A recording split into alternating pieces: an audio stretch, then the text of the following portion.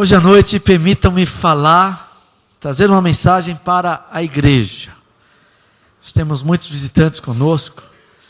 Espero que a palavra também alcance seu coração, mas hoje eu preciso falar a nossa igreja, né?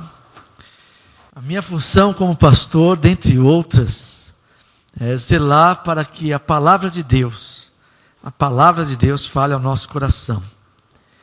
E é isso que vamos, em nome de Jesus, fazer nessa noite.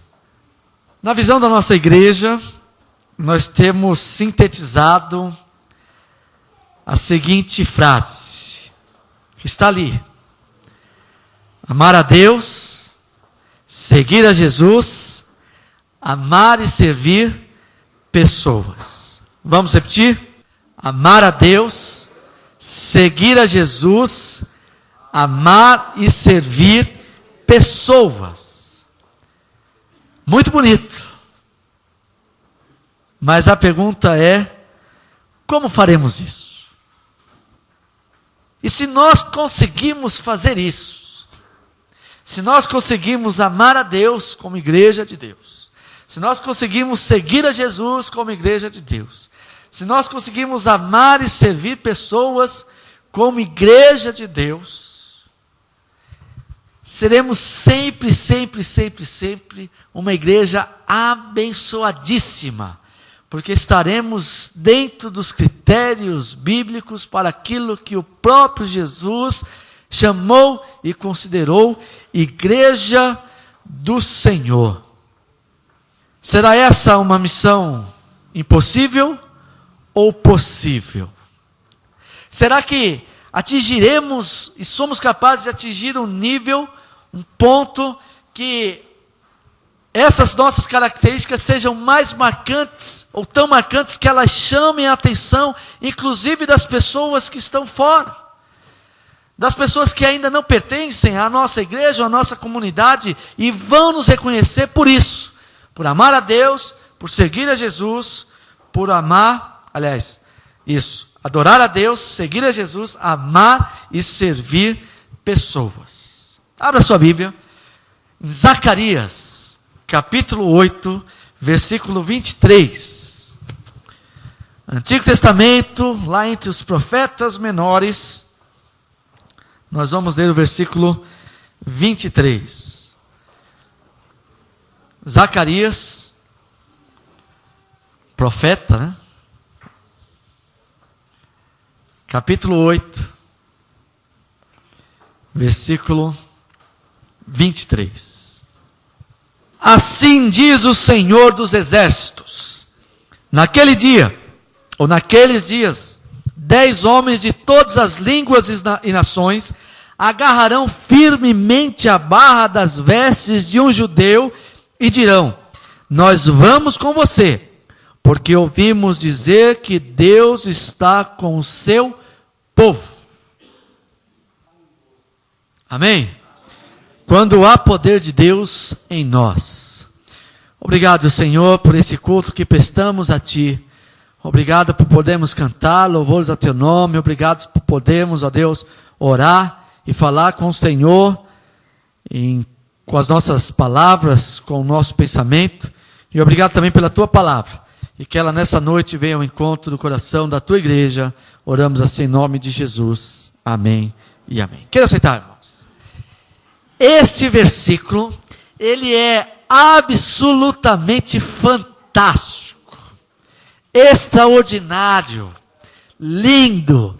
Se você prestou atenção, ele está sintetizado nesse versículo, quando Deus vai agir no meio do seu povo, de tal forma que isso vai atrair pessoas de outras línguas, de todas as nações, que vão agarrar aqueles, e vão dizer assim: nós estamos te agarrando porque queremos ir com você, porque estamos ouvindo que Deus está no meio do seu povo, que Deus está com vocês. Ele diz que pessoas de fora serão atraídas. Percebam que sequer serão convidadas. sequer serão coagidas a isso, ou arrastadas. Elas serão atraídas. Eu fico imaginando a cena quando o profeta Zacarias trouxe essa palavra de Deus ao povo judeu, ao povo de Israel. Eu acho que eles ficaram imaginando um judeu que fazia parte do povo de Deus andando e as pessoas assim agarradas à calça dele. Não, nós vamos com você, nós vamos com você, nós vamos com você, porque sabemos que Deus está com vocês e onde está Deus nós queremos estar também. Atraídas. Sabe, meus irmãos, quando o povo de Deus vive bem, como o povo de Deus, Deus habita no meio deles. Amém? Vou repetir. Quando o povo de Deus vive bem, como o povo de Deus, Deus habita no meio desse povo. A Bíblia sempre diz isso. Que a vontade de Deus é estar com o seu povo, é estar com os seus. O que nos cabe muitas vezes é proporcionar uma situação que Deus se sinta bem entre nós, que Deus se sinta presente entre nós, que Deus se sinta à vontade entre nós. Interessante a mensagem que o irmão Carlos trouxe ontem, o irmão Carlos lá da Igreja Batista Ebenezer, e ele começou com essa frase dizendo assim: às vezes nós estamos na igreja, mas não entendemos, não conhecemos Deus. Pode ser que seja assim, quando que por alguns motivos a gente vai deixando Deus meio de lado. Mas nós, como povo de Deus, queremos a sua presença conosco. E quando Deus está conosco, as pessoas querem andar conosco também, porque sabem que se andarem conosco, estarão indo ao encontro de Deus. Amém? O versículo 23 diz assim: naqueles dias. Essa é uma expressão muito curiosa, principalmente do Antigo Testamento. E o que significam, ou o que significa essa expressão naqueles dias? Bom, essa expressão naqueles dias nos remete a gente ler o capítulo 8 inteiro do livro de Zacarias. E começando pelos versículos 1, 2 e 3. Vamos lá? Mantenha sua Bíblia aberta. Tudo que está atrás aí do versículo 23, que é o último do capítulo 8, é o que se refere ao que o profeta chamou de naqueles dias. Diz lá o versículo 1. Mais uma vez, veio a mim a palavra do Senhor dos Exércitos, isso a Zacarias. Assim diz o Senhor dos Exércitos: tenho muito ciúme de Sião. Estou me consumindo de ciúme por ela. Assim diz o Senhor: eu estou voltando para Sião e habitarei em Jerusalém. Então Jerusalém será chamada Cidade da Verdade, e o monte do Senhor dos Exércitos será chamado Monte Sagrado. O povo de Deus naquela época tinha se afastado significativamente dos caminhos do Senhor. Zacarias, que é profeta do Senhor, é mais um levantado para trazer uma palavra de restauração para o povo, para trazê-los novamente ao Senhor. E quando isso for acontecer, diz aqui o Senhor que Ele tem muito ciúme do seu povo. Interessante a expressão, diz que está sendo consumindo de ciúme por Sião. O Novo Testamento vai dizer a mesma coisa. O Novo Testamento vai dizer que o Espírito Santo tem ciúmes de nós, porque nos ama.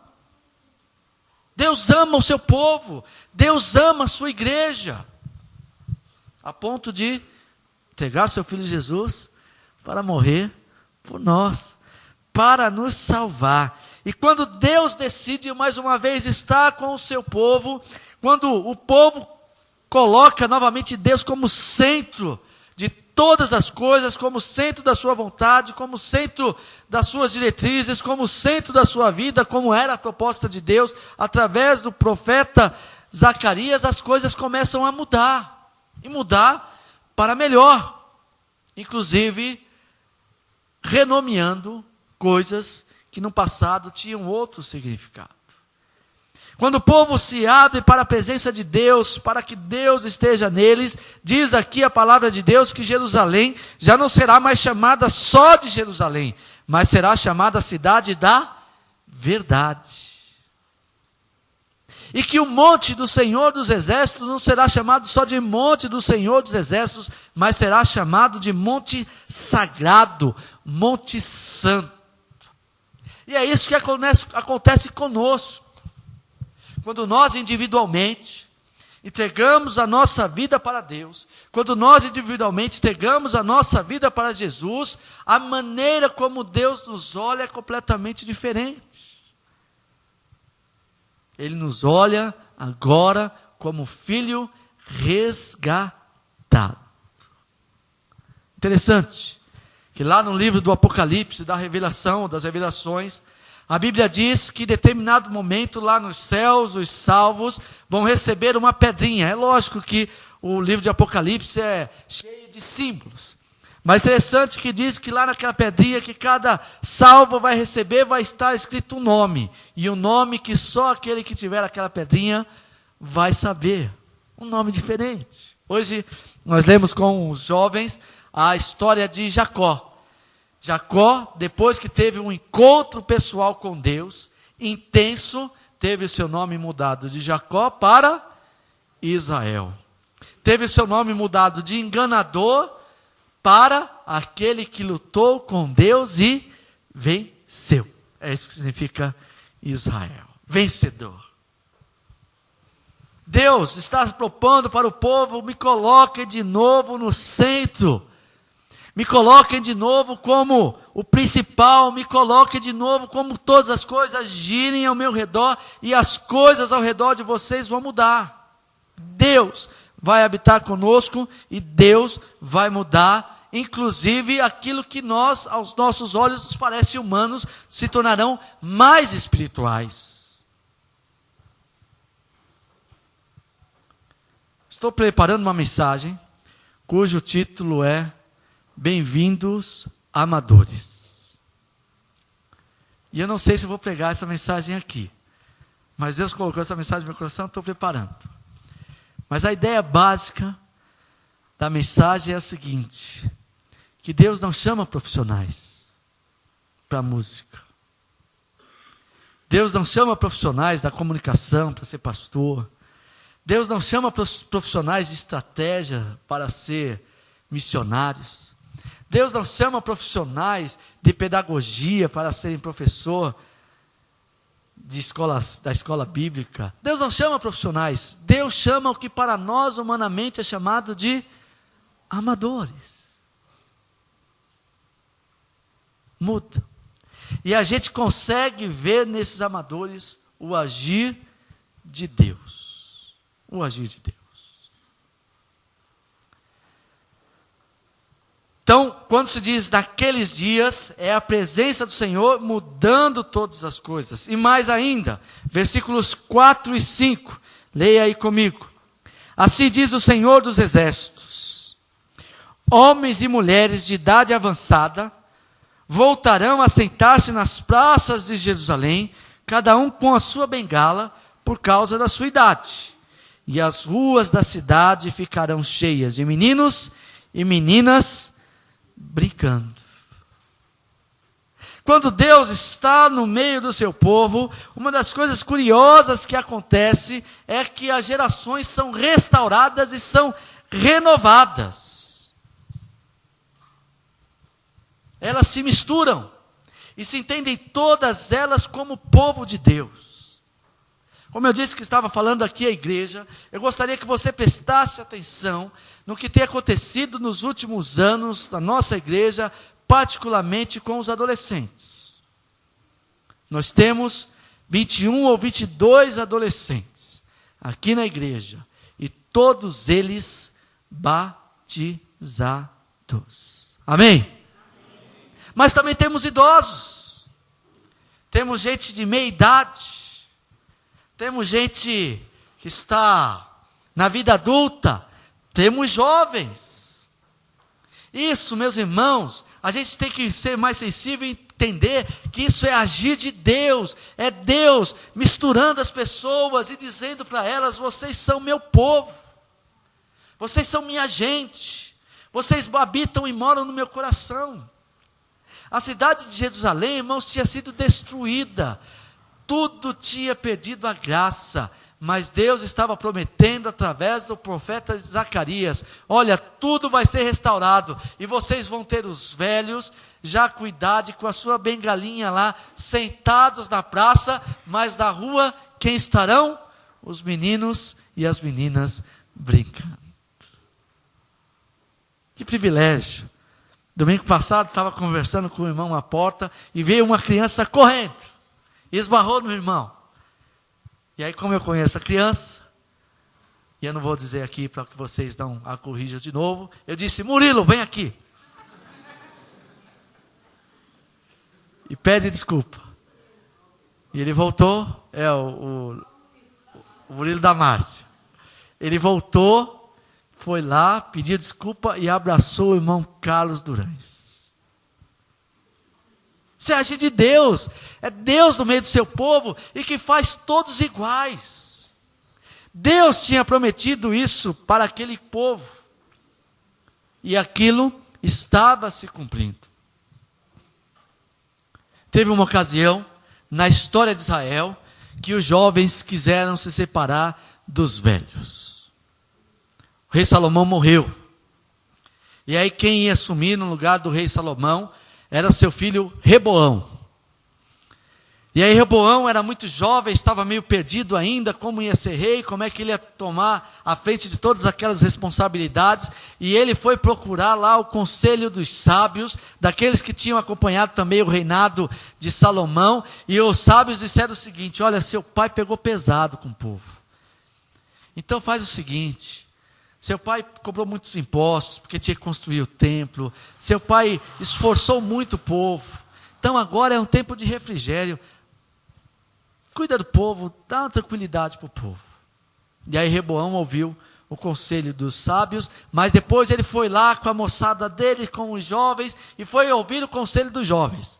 Aí os jovens disseram assim: Reboão, sabe o que você faz? Você diz para o povo que aquilo que seu pai fez sequer se compara ao seu dedo mindinho.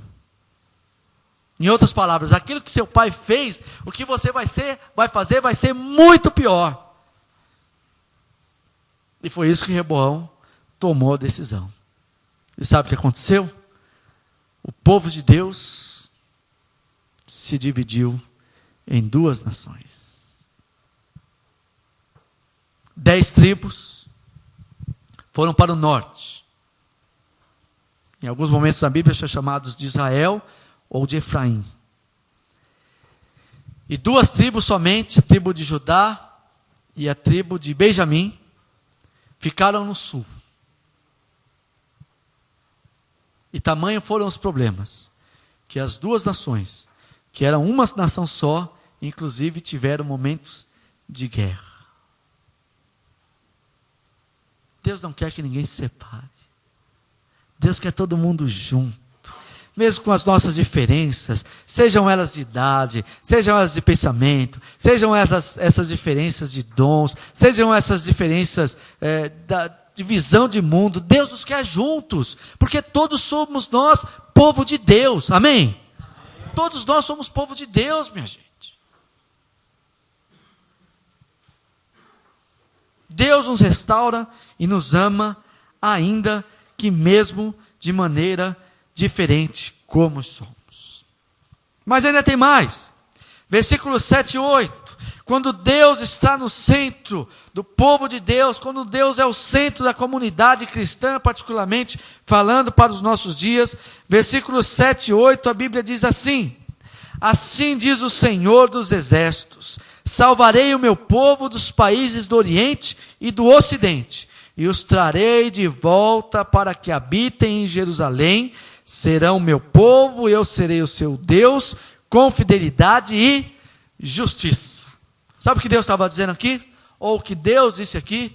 Que tamanha ia ser a presença de Deus no meio daquele povo, que mesmo aqueles que foram embora, iriam voltar. Tamanha a presença de Deus no meio do povo, que aqueles que foram para o Oriente e aqueles que foram para o Ocidente iriam retornar ao povo de Deus e se tornar novamente o único povo.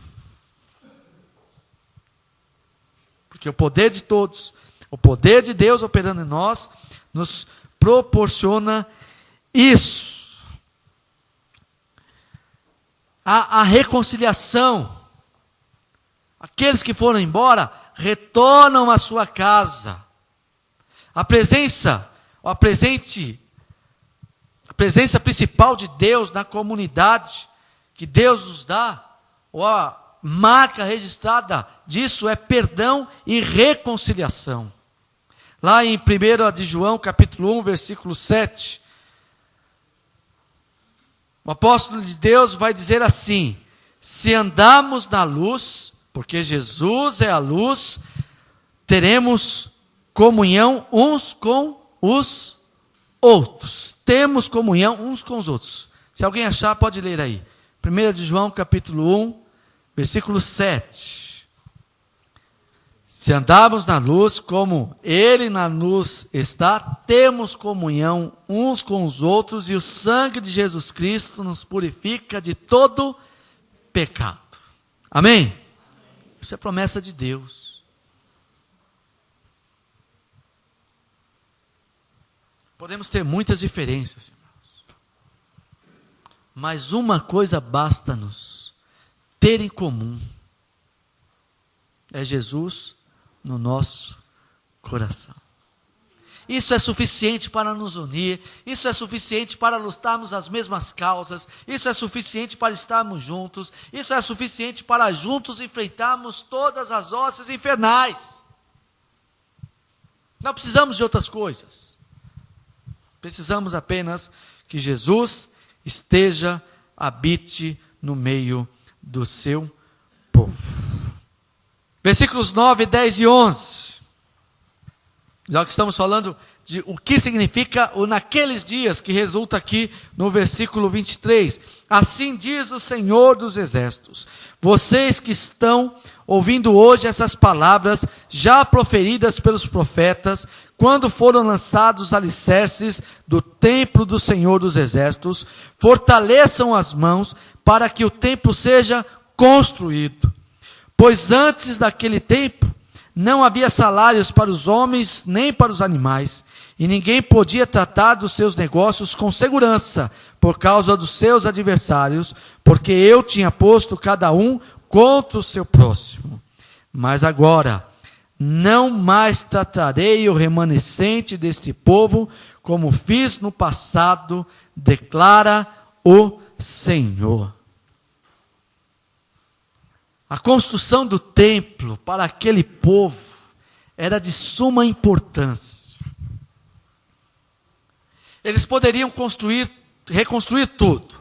O muro da cidade, porque tudo havia sido destruído anteriormente pelos babilônicos. Eles poderiam reconstruir os muros da cidade. Eles poderiam reconstruir as suas casas. Mas se eles não conseguissem reconstruir o templo, é como se eles não tivessem feito nada. O templo é tão importante para o judeu que até hoje eles esperam a oportunidade para reconstruí-lo. A única coisa que sobrou desse segundo templo que foi construído aqui é o que é chamado hoje de Muro das Lamentações. É o único pedaço que sobrou. Você já deve ter visto na televisão, pessoa lá com o quipá, põe lá um pedido de oração, uma coisa lá nas frestas, e fica lá orando. É a única coisa que sobrou. E eles querem reconstruir, e querem reconstruir no mesmo lugar. Mas só não fizeram ainda, se não me falha a memória, porque no mesmo lugar está construída uma mesquita muçulmana. Dinheiro eles têm, tecnologia eles têm. Aliás, aqui no Brasil, perto de nós, alguém ousadamente quer construir um templo tal qual foi o templo de Salomão. Se aqui no Brasil a gente consegue, quem dirá os próprios judeus lá de Israel, não é verdade? E Deus está dizendo, olha, o templo será reconstruído. Muitas vezes a gente tem um saudosismo, e a gente olha para trás e diz assim, tempo bom era aquele.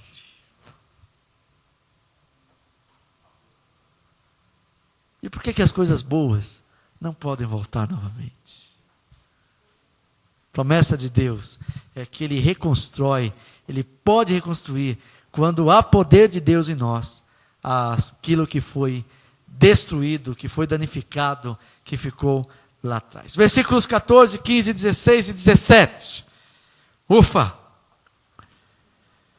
Assim diz o Senhor dos Exércitos: assim como eu havia decidido castigar vocês sem compaixão, quando seus antepassados me enfureceram, diz o Senhor dos Exércitos, também agora decidi fazer de novo o bem a Jerusalém e a Judá.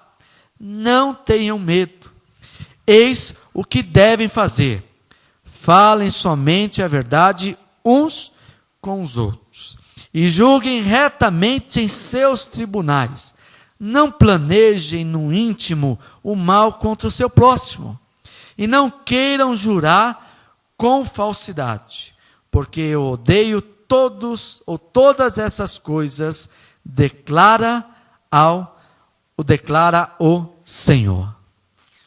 O que Deus pede aqui ao povo de Israel, o que Deus pede aqui, para que Ele faça-se presente em nós, é que a gente tenha uma vida íntegra. E ter uma vida íntegra é seguir o que a Bíblia está nos dizendo aqui, falar a verdade, fazer da verdade a nossa bandeira. A Bíblia vai dizer isso. Lá em Efésios, capítulo 5, dá a chamada armadura de Deus. Um dos componentes da armadura é justamente a verdade. Mas não a nossa verdade, a verdade de Deus. Lidar com os outros de forma justa, de forma correta. E lidar com os outros de forma justa, lidar com os outros de forma correta, é lidar com eles com compaixão. Outro dia li uma frase muito interessante do pastor Alexandre Roble. Queremos trazê-lo aqui no aniversário da igreja. Hoje foi eleita a comissão do aniversário e a gente vai conversar com esse pessoal aí para, quem sabe, convidá-lo para estar aqui. E ele colocou uma frase muito interessante no Facebook, que ele diz assim: condenamos os pecados dos outros porque os pecados deles são diferentes dos nossos. Ou condenamos os pecados dos outros porque os outros cometem aquilo que muitas vezes nós não cometemos. Mas isso não quer dizer que nós somos melhores. Sabe, meus irmãos, um dos resultados quando a gente se aproxima de Deus é ver como Deus nos trata. É ver que Deus, apesar de todas as nossas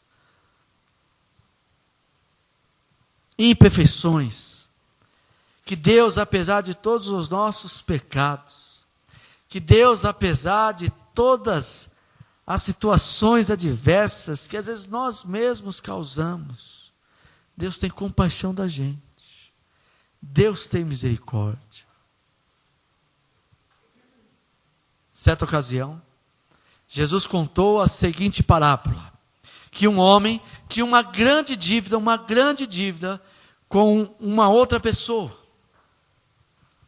E não podendo pagar aquela dívida, ele chegou diante daquela pessoa e disse assim: olha, eu vim aqui dizer para você que eu devo e não nego, e não vou pagar porque não posso. E aquele homem, que era o seu credor, disse para ele o seguinte: não tem problema, a partir de hoje a sua dívida está quitada. quitada. Você não me deve mais nada. Ou se isso acontecesse nos dias de hoje. Às vezes eu vejo testemunhos na televisão, que a pessoa tinha uma dívida no banco de 50 mil reais e se transformou em 100 reais. Eu não sei se é verdade, mas se é verdade, deve ser muito bom isso, né? E aí diz que aquele homem saiu feliz, saiu contente, poxa, que bacana, agora eu posso dormir mais tranquilo, que eu não tenho aquela grande dívida. Mas enquanto ele estava voltando para casa, ele encontrou um camarada que devia lá 10 reais para ele. E aí ele encontrou o camarada, e aí? Vai me pagar ou não vai, seu caloteiro? E ele tinha acabado de receber o perdão de uma grande dívida. Ser justo, irmãos, segundo o que nos diz aqui a palavra de Deus, é tratar com justiça da mesma maneira que Deus nos trata. Deus para nós é compassivo. Amém? Deus para nós é misericordioso. Amém? Deus para nós é perdoador. Amém? E nós também precisamos ser compassivos, misericordiosos e perdoadores. Aos outros a justiça que nos é dada através de Jesus. Versículos 18 e 19. Estamos caminhando para o final. Mais uma vez, veio a minha palavra do Senhor dos Exércitos. Assim diz o Senhor dos Exércitos: os jejuns do quarto mês, bem como os do quinto, do sétimo e do 10º mês, serão ocasiões alegres e cheias de júbilos, festas felizes para o povo de Judá. Por isso, amem a verdade e a paz. Assim diz o Senhor, aliás, já li aqui, 18 e 19. O que a palavra de Deus estava dizendo, ou está dizendo aqui, é que os momentos de adoração do povo de Deus serão momentos alegres, festivos, de regozijo. E é interessante que ele está falando aqui de jejuns, ter alegria no jejum. Qual foi a última vez que você jejuou? Mas jejuou assim, dizendo: Senhor, hoje eu não vou comer nada, vou dedicar um jejum ao Senhor. Não vale aquele jejum que você tem que fazer o exame de sangue no outro dia, você tem que ficar 12 horas sem comer. Isso não é jejum segundo o conceito bíblico, é jejum de consagração a Deus. Na maioria das vezes, a gente fica 5 horas sem comer, a gente já fica mal-humorado. A gente não vê a hora de chegar em casa e comer alguma coisa, ou encontrar um biscoito, para matar a nossa fome. E Deus estava dizendo o seguinte: olha, os jejuns que o judeu cumpria religiosamente vão ser momentos, sabe do quê? De alegria, de festa. Ah, que bom, estou já há 20 horas sem comer, oferecendo jejum ao Senhor. Regozijo. A adoração do povo seria uma adoração alegre, uma adoração feliz. Sabe, tem gente que acha que a disciplina da igreja, a disciplina bíblica é peso. Tem gente que acha que a oração é peso. Tem gente que acha que o estudo bíblico, que a mensagem são pesos. O que a Bíblia está dizendo é o seguinte: olha, se Deus estiver no seu coração, tudo isso, além de não ser peso, vai ser motivo de alegria para a sua vida. Amém? Finalmente, versículos 20 e 21.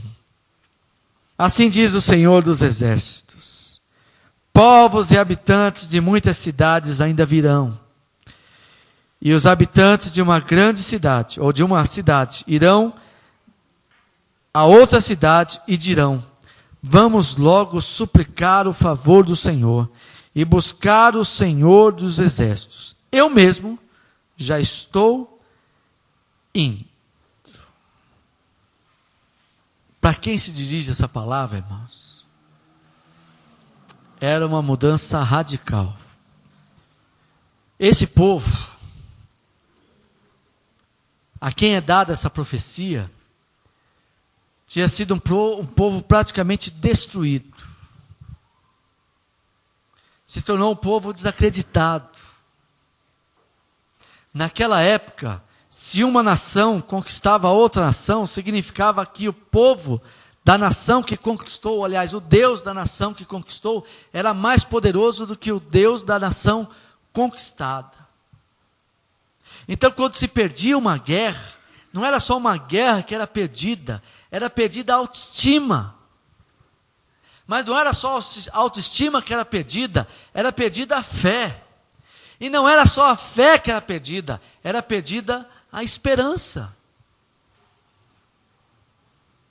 Mas quando Deus resolve e o povo torna condições propícias para isso, Deus resolve habitar no meio do seu povo, diz que as outras nações dirão para si mesmas: olha, vamos logo buscar ao Senhor com esse povo. E eu já estou indo. Não é um vamos teórico, é um vamos prático.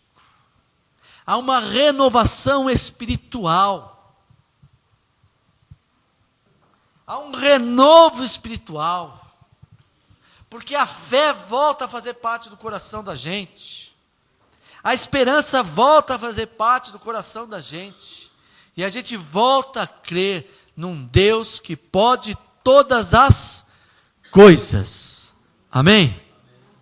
É isso que diz a palavra de Deus. Pulei alguns versículos. E eu pulei o versículo 6. Leia o versículo 6 comigo.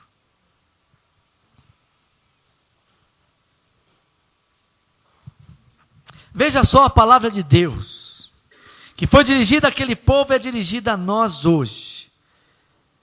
Mesmo que isso pareça impossível para o remanescente desse povo naquela época, pergunta ao Senhor: seria impossível para mim? Diz o Senhor dos Exércitos. Talvez a gente passe por tantos problemas na igreja, que a gente olha e diz assim: com esse pastor não dá mais. Talvez a gente passe tantas situações difíceis, que a gente diz assim: com esses irmãos não dá mais.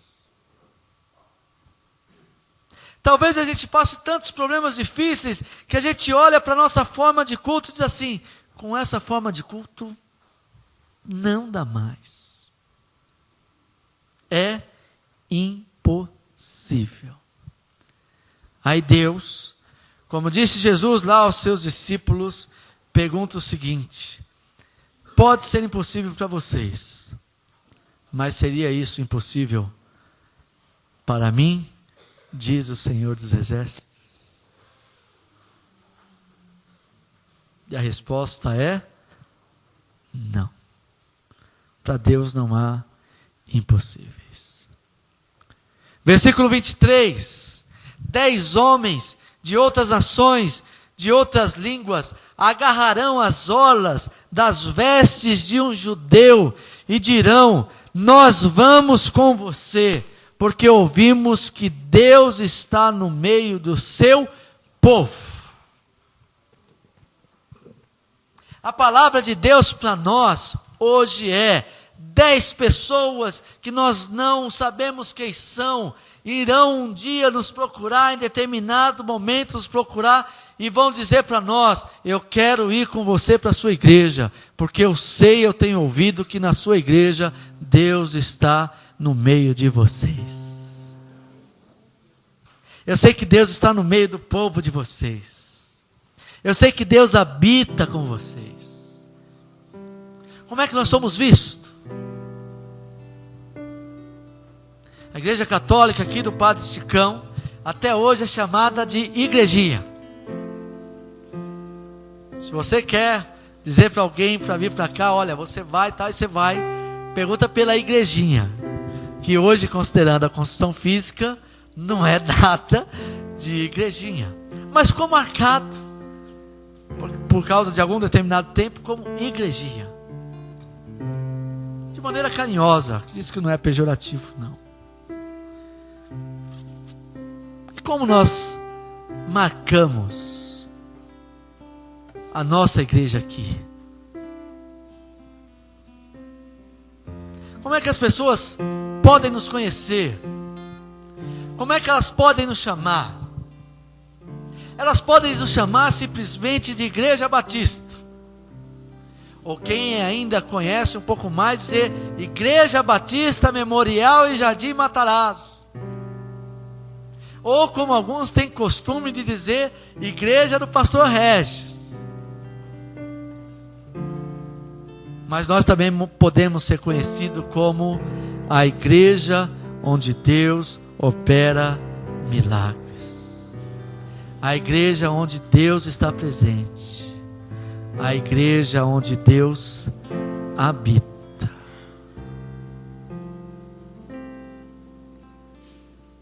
E isso só depende de nós. Nós podemos, meus queridos, experimentar tudo isso que Deus prometeu através do profeta Zacarias para o povo judeu.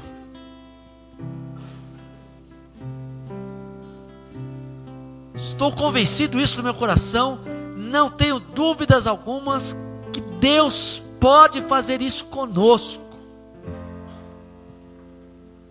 Promover mudanças substanciais, mudar o nosso nome de simplesmente Igreja Batista para Igreja do Senhor, para que a gente continue experimentando essa troca, essa mistura de gerações, crianças de colo, crianças um pouquinho maiores, pré-juniores, juniores, pré-adolescentes, adolescentes, jovens, adultos, meia-idade, idosos. Podemos experimentar isso, porque isso é promessa de Deus. Podemos ser uma comunidade que vê o resultado da ação de Deus. Podemos ser uma comunidade que tem o poder de Deus e só flui em nós verdade, justiça, amor, perdão, misericórdia. E podemos ser uma comunidade aqui que experimente a cada dia, a cada domingo, renovo espiritual.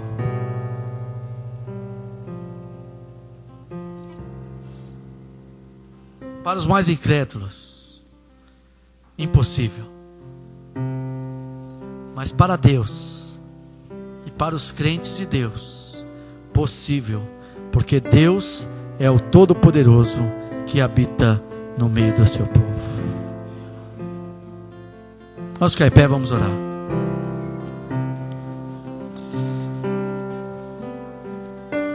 Pedir que você dê a mão à pessoa que está próxima de você.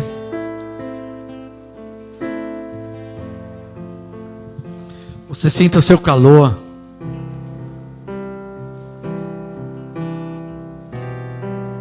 Sinta o seu afago. Essa gente é a sua gente. Esse povo é o seu povo. Você precisa dessa pessoa e ela precisa de você. Você precisa de mim e eu preciso de vocês. Ninguém aqui é mais ou menos importante. Somos todos iguais diante de Deus. E Deus escolheu a nós para habitar no meio de nós. Porque nós somos o seu povo. Para isso, basta simplesmente a gente abrir o coração. Humildemente abrir o coração. Dizer: Senhor, eu quero que o Senhor habite no meu coração. Eu quero que o Senhor habite no coração da minha igreja, do meu povo, da minha gente, da minha família. Daqueles que, assim como eu, são lavados e remidos no sangue de Jesus, Cordeiro de Deus. É isso que a gente quer. E eu não tenho dúvidas nenhuma que esse é o desejo de todos nós. Deus quer fazer isso também. Nosso Deus, nosso Pai, queremos, Senhor, te agradecer mais uma vez pela tua palavra. E te agradecer, Senhor, porque ela sempre vem ao encontro daquilo que nós precisamos do Senhor. E o Senhor sabe, a Deus, que nós precisamos do Senhor no meio de nós. Ai de nós se o Senhor não estiver conosco. Não passaremos de um grupo de pessoas perdidas que estarão juntas em vão. Mas se o Senhor estiver conosco, ó Pai, nós cremos que o Senhor está conosco, nós seremos povo de Deus. E povo de Deus capaz de vencer todas e quaisquer barreiras. Seremos povo de Deus de tal forma que as pessoas vão olhar para nós e identificar-nos como agentes do Senhor, filhos do Senhor, servos do Senhor, e quererão estar conosco para te adorar também, Senhor, para te servir, como ia acontecer e aconteceu com os teus servos judeus, conforme Zacarias nos diz aqui no versículo 23 do capítulo 8, que nós lemos hoje aqui. Senhor, talvez para nós em algum momento seja impossível, não tenha mais jeito, mas como o Senhor diz, o Senhor que é o Senhor dos exércitos, o Deus Todo-Poderoso, nada é impossível para o Senhor. Por isso, ó Pai, o Senhor pode nos dar renovo, o Senhor pode nos dar novo vigor, o Senhor pode nos dar renovação, o Senhor pode nos dar restauração, o Senhor pode nos dar nova vida como igreja do Senhor. Estamos aqui nesta noite orando, pedindo que o Senhor faça isso. Quebranta, Senhor, cada coração aqui, a começar pelo meu, Senhor. Como servo do Senhor, líder dessa igreja, quebranta o meu coração, Senhor, te peço humildemente. E quebranta o coração de cada um dos meus irmãos e irmãs que estão aqui, para que a tua presença, e só a tua presença, resplandeça no meio do teu povo. Oramos assim, em nome de Jesus, o nosso Salvador. Amém. Que Deus abençoe, irmãos.